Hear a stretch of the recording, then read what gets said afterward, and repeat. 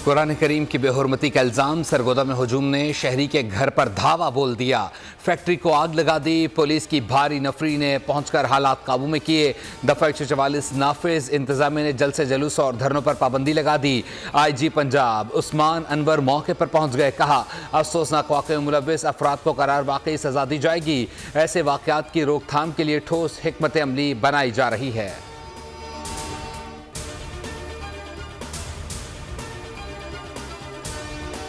कहाँ तक ताल्लुक है दहशत फैलाने का या लोगों को कानून को हाथ में लेने का, इसकी इजाज़त नहीं है, उसके खिलाफ भी कार्रवाई होगी। तकरीबन 15 के करीब उन्होंने अफराद अभी तक देखे हैं, जिसे देखना पड़ेगा, किसी को बेगुनाह को ना हो।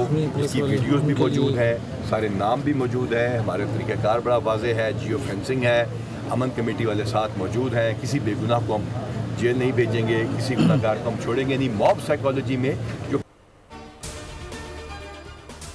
मुकद्दस और आँख जलाने और अमलाक को नुकसान पहुँचाने पर सख्त एक्शन लिया जाना चाहिए। शहरी शरपसंदों से होशियार रहें और इंतजामी से ताउन करें। चेयरमैन पाकिस्तान उलमा कौंसिल ताहिर अशरफी का सरगोदा वाक़े पर रद्द-ए-अमल, कहा शरपसंद पाकिस्तान में मजहब और फ़िरकाबाजी के नाम पर इंतशार फैलाना चाहते हैं। उलमा कराम और मसीह कायदीन से राबते में हैं, बाहमी इत्तफ़ाक़ से वाज़ेह लाए-अमल का जल्द ऐलान करेंगे।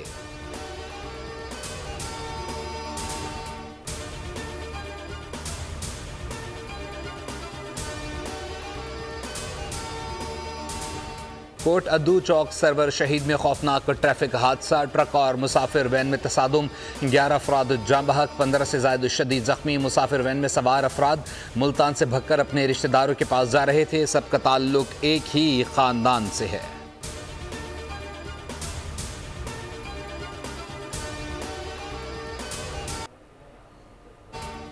दूसरे T20 में इंग्लैंड ने पाकिस्तान को 23 रन से शिकस्त दे दी।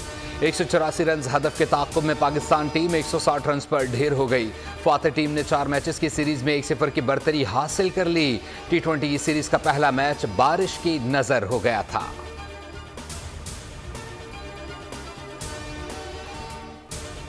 गैर मुल्की सरमायाकारी की राह में रुकावट बर्दाश्त नहीं।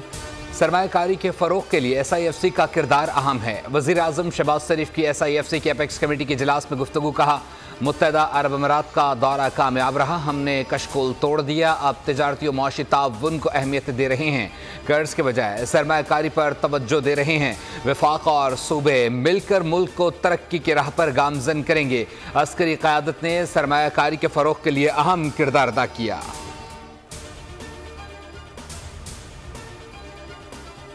बड़े खुशगवार मूड में गपशप हुई। ऑब्वियसली 6 घंटे हम साथ बैठे थे, तो अच्छे मूड में गुफ्तगू भी हुई। उन्होंने अपने सूबे की भी बात की और आपस में हमारी काफ़ी गुफ्तगू होती रही, सूबे के मसाइल के हवाले से भी और वैसे भी लाइटर टोन में भी 1-2 बातें हुई। तो मैं समझता हूँ ये खुशाइंद है। हम पॉलिटिकल लोग हैं और पॉलिटिक्स में बातचीत रहनी चाहिए। SIFC में वज़ीर आला खैबर पख्तूनख्वा से अच्छे माहौल में बातचीत हुई। उन्होंने ताउन की यकीन दहानी कराई। वफाकी वज़ीर इत्तलात अता तारड़ की मीडिया से गुफ्तगू, कहा SIFC इजलास से इत्तेहाद का पैगाम गया। वज़ीर आज़म ने SIFC में 6 डेस्क कायम करने की हिदायत की है।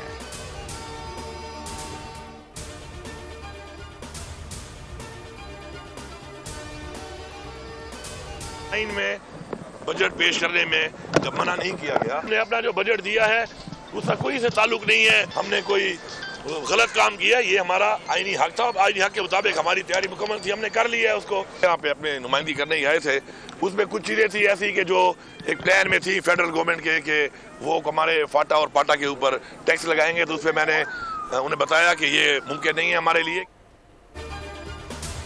SIFC इजलास में आर्मी चीफ से 2 बार बात हुई, लेकिन जो बात करनी थी उसका माहौल नहीं था। वज़ीर आला खैबर पख्तूनख्वा अली अमीन गंडापुर की इस्लामाबाद में मीडिया से बातचीत, कहा बानी PTI हमारी अव्वलीन तरजीह हैं, उनके मामले पर एक अलग लेवल पर बातचीत जारी है।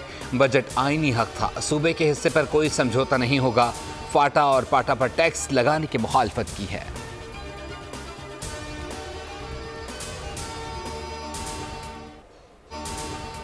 पेशावर में PTI कारकुनों का MPA फजल इलाही की क़यादत में ग्रिड स्टेशन पर धावा। कारकुन रिंग रोड पर हज़ार खानी ग्रिड स्टेशन जा पहुंचे। माहिदीन समेत अहम रहनुमा ग्रिड स्टेशन में दाखिल, खुद ही इलाके की बिजली बहाल कर दी। पेस्को चीफ इंजीनियर की मुकदमा दर्ज करने के लिए दरख्वास्त बताया। सब डिवीज़न में 500 अफराद के दाखिल हुए। 6 फीडर्स की बिजली ज़बरदस्ती बहाल की गई। 3 घंटे में 70,000 यूनिट बिजली खर्च हुई, जिससे कौमी खजाने को 36 लाख का नुकसान हुआ। हमारे इस कराची शहर के अंदर ये कलेक्टिव पनिशमेंट के जो निज़ाम है वो के इलेक्ट्रिक ने राइज कर दिया है। के इलेक्ट्रिक के पास निज़ाम नहीं है कि वो ये चीज़ें कर सकें, तो उन्होंने आसान हल निकाल दिया कि चूंकि हमारे पास निज़ाम नहीं है कि हम सही बंदी की बिजली काट सकें, इसलिए सबकी बंद कर दो। ये कोई हल नहीं है, ये कोई जवाब नहीं। अच्छा, लोड शेडिंग हम वैसे ही भुगत रहे हैं। मैं बिल भरता हूँ, मेरे यहाँ 12 घंटे की लोड शेडिंग, मैं भुगतता हूँ उसको। फिर अगर वो लोग बेचारे जो इस गर्मी में मर रहे होंगे वो क्या करेंगे भाई? सड़क पर निकलेंगे तो क्या करेंगे? के इलेक्ट्रिक की पॉलिसियां समझ से बालातर हैं। बिजली की लोड शेडिंग हो तो एहतजाज नहीं कि इलेक्ट्रिक दफ्तर की बिजली बंद कर दें। वजीर बल्दियात सिंध सईद गनी कहते हैं, जो बिल नहीं देता उनकी बिजली काट देनी चाहिए। परेशान हाल लोग सड़कों पर निकलते हैं, जिन पर मुकदमा दर्ज कर दिया जाता है। जो लोग बिजली का बिल देते हैं वो लोड शेडिंग का सामना क्यों करते हैं?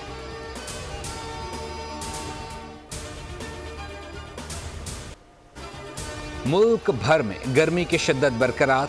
मोइंजोदाड़ो 51 डिग्री गर्मी में झुलस गया। चोलिस्तान में 50 डिग्री की गर्मी से 80 से जायद जानवर हलाक। दादू, लाड़काना, कंबर, शहदादकोट में दर्जा हरारत 49 रिकॉर्ड। सिब्बी, थल, जैकबाबाद, सखर, घोटकी और रहीम यार खान में 48। भावलपुर में दर्जा हरारत 46। मुल्तान, सहवाल में 44 record.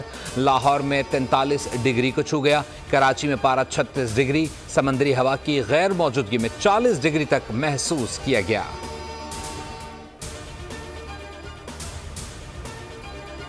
Multiplicity of organisations, tax payer को ही नहीं समझ आती कि मैं टैक्स किस किस को देना है। तो कंप्लायंस जो है वो हमारे लिए मुश्किल हुई भी है। कोई किसी का कोई इंटरेस्ट नहीं है कि कोई पाकिस्तान में लॉन्ग टर्म करेक्शन करे, क्योंकि उस करेक्शन में इन सब की बिल्डिंगें गिर जाएंगी। जो हमारा गोल होना चाहिए, सेविंग होना चाहिए, दूसरा इन्वेस्टमेंट होना चाहिए और सम रिटर्न ऑन इन्वेस्टमेंट भी होना चाहिए।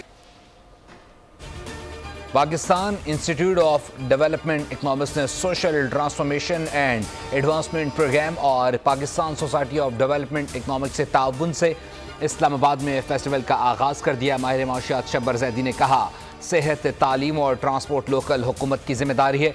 अथर मसूद ने कहा कि अवाम के टैक्स का पैसा कर्जों की अदायगियों पर खर्च होता है। मुबाहिसे में फसीउल्लाह खान ने नौजवानों को छोटे कारोबार की अहमियत से आगाह किया, जबकि नेशनल क्लियरिंग कंपनी के CEO मोहम्मद लुकमान ने क्रिप्टो पर बात करते हुए कहा कि इन्वेस्टमेंट और सेविंग्स नौजवानों का गोल होना चाहिए। पहले रोज़ सरकार पाकिस्तान में ब्रोक्रेसी, मुआशी इस्लाहात, बिलखुसूस टैक्स वसूलियों पर सैर हासिल गुफ्तो शनीद की।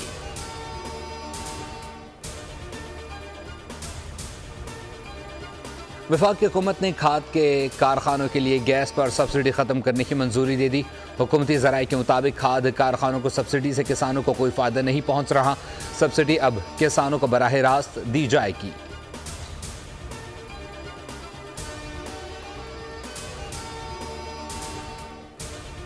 मुल्क में रमा साल पोलियो का तीसरा केस सामने आ गया। नेशनल पोलियो टेस्टिंग लेबॉर्ट्री ने पोलियो केस की तस्दीक कर दी। पोलियो केस बलूचिस्तान के ज़िला किला अब्दुल्ला की 12 साला बच्ची में रिपोर्ट हुआ। मुतासरा बच्ची में 20 अप्रैल को पोलियो की अलामात जाहिर हुई थीं।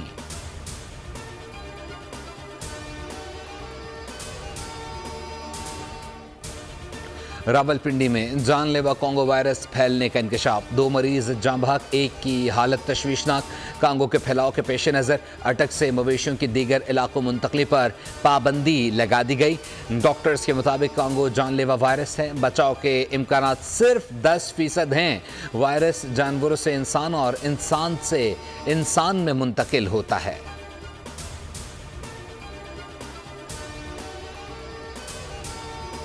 CDA और पुलिस एहलकारों को धमकियां देने का केस। रहनुमा PTI आमिर मुगल की जमानत मंजूर। इंसदाद दहशतगर्दी अदालत ने रिहाई का हुक्म दे दिया। आमिर मुगल को गुज़िश्ता शब PTI सेक्रेटरीट पर कार्रवाई के दौरान मज़ाहमत पर गिरफ्तार किया गया था। असद कैसर कहते हैं PTI दफ्तर में तोड़ फोड़ फस्तायत है।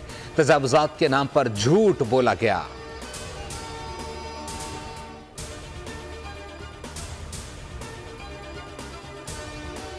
कराची के इलाके गुलशन गाजी में शौहर ने बीवी को हथौड़ा मारकर कत्ल कर दिया।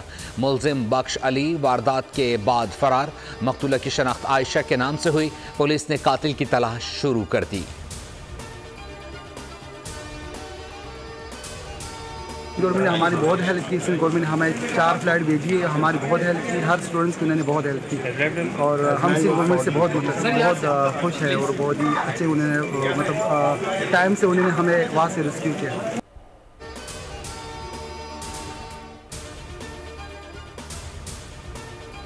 किर्गिस्तान से PIE की परवाज़ 171 तलबा को लेकर कराची पहुंच गई। गवर्नर सिंध कामरान टिसोरी, सूबाई वजीर शर्जील मेमन, नासिर शाह ने इस्तकबाल किया। गवर्नर सिंध ने कहा 120 फैमिलीज़ ने गवर्नर हाउस के बाहर उम्मीद की घंटी बजाई थी, जिसके बाद तलबा की वापसी के लिए इकदाम किए। वज़ीर ख़ारजा से कहूँगा किर्गिस्तान मामले की तहकीकात कराई जाए।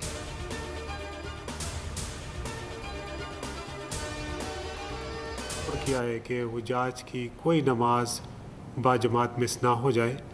इस सिलसिले में हमने तमाम बिल्डिंग के जहाँ पे मुमकिन है बिल्डिंग के साथ ही बस स्टॉप बनाया है। जब वो जांच की यहाँ पे तादाद ज़्यादा होगा उस हवाले से हम फिर स्पेशल अरेंजमेंट करते हैं और स्पेशल बसेस की तादाद हम बढ़ाते हैं।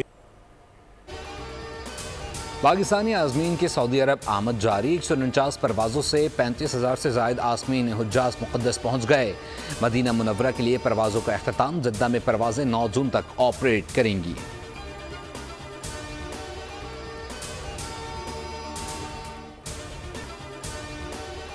आलमी अदालत इंसाफ का फैसला भी इजरायली सफाकी को ना रोक सका। वहशियाना हमलों में मजीद 57 फ़लस्तीनी शहीद, 93 ज़ख्मी हो गए। शाम में इजरायली हमले से हिजबुल्लाह के 2 अहलकार शहीद हो गए, मुतअद्दिद ज़ख्मी। इजराइल ने शाम की सरजमीन पर 41 हमले किए, जिनमें 12 शहरियों समेत 153 अफराद शहीद हुए।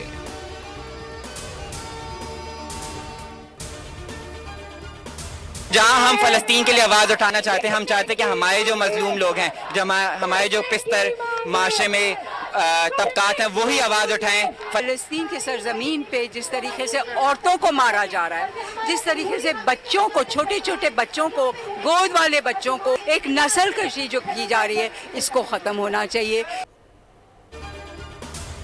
कराची में सिविल सोसाइटी के तहत फ़लस्तीन रैली। मुजाहिरीन के फ़लस्तीन के हक़ में नारे, गज़ा में फ़ौरी जंगबंदी का मुतालबा। शीमा किरमानी, बिंदिया राना, ख्वाजा सरा तलबा और इंसानी हकूक़ तंजीमों के रहनुमा शरीक। अमरीकी कौंसल खाने जाने वाले रास्ते बंद। माय कराची पर मुजाहिरीन का धरना। एतराफ़ की सड़कों पर ट्रैफिक जाम रही।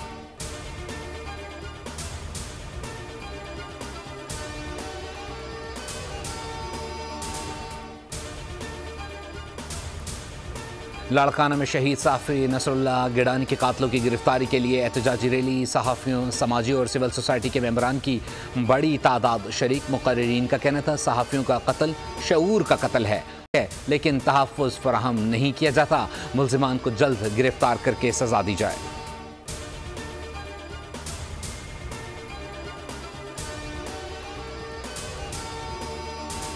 पाकिस्तानी खातून एंकर और मैराथन रनर मोना खान यूनान में पाकिस्तानी परचम लहराने पर गिरफ्तार। कोच मलिक यूसुफ के मुताबिक मोना खान 2 रोज़ कबल हाइकिंग इवेंट में शिरकत के लिए एथेंस पहुंची थीं। तर्जुमान दफ्तर खारजा के मुताबिक पाकिस्तानी सफारतखाने ने मोना खान की गिरफ्तारी का मामला यूनानी हुक्काम के साथ उठाया है और मोना खान तक कौंसलर रिसाई मांगी है। मोना खान ने कहा, मैंने जो जेल काटी वो सिर्फ पाकिस्तानी होने की सज़ा है। पाकिस्तानी परचम लहराने जा रही थी।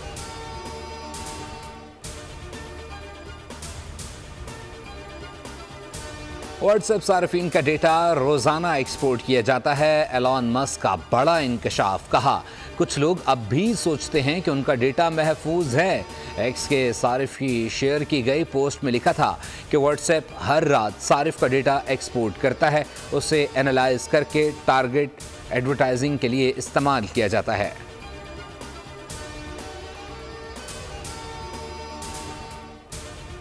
बेसिकल जो काम है मेरा वो है गाने बजाने का। तो उस वक्त मैं म्यूजिशियन था, हालात अच्छे थे, टाइम अच्छा था, वक्त अच्छा था। उस वक्त महसूस नहीं हुआ था आगे दौर कौन सा आएगा, ये नहीं पता, किसी को भी नहीं मालूम। मैंने 18 फिल्मों का म्यूजिक दिया है। नहीं जी, कोई भी नहीं करता।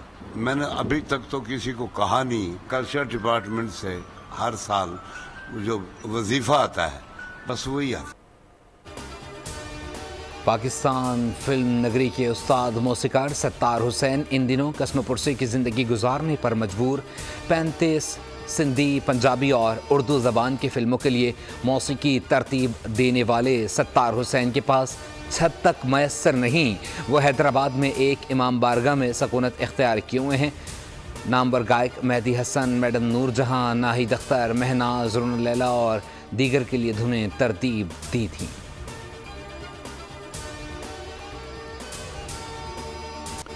और दूसरी आलमी जंग, अजीम तबाही की दास्तान, एक्शन से भरपूर हॉलीवुड मूवी मर्डर कंपनी का नया ट्रेलर जारी कर दिया गया। फिल्म 5 जुलाई को रिलीज की जाएगी।